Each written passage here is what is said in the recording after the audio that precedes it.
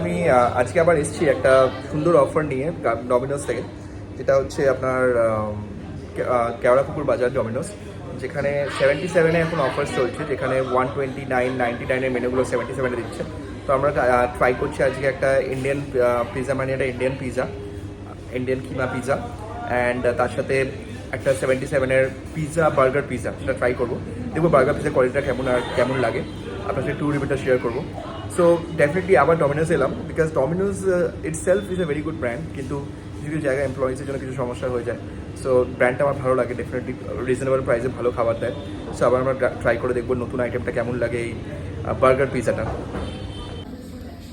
So এটা হচ্ছে burger pizza, this is normal pizza, এটা বার্গার পিৎজা।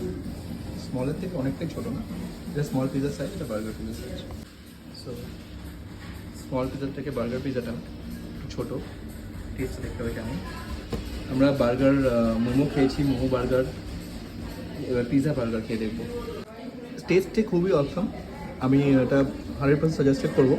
ভরে ভরে পিৎজা, চিজ আছে ভেতরে, আর ফ্লেভারটাও ভালো। মোমো বার্গার থেকে বেটার আমি বলবো এটা। ওপরে অরিগানো ফেরিগানো দেওয়া হয়েছে, হ্যাঁ 100% সাজেস্টেড।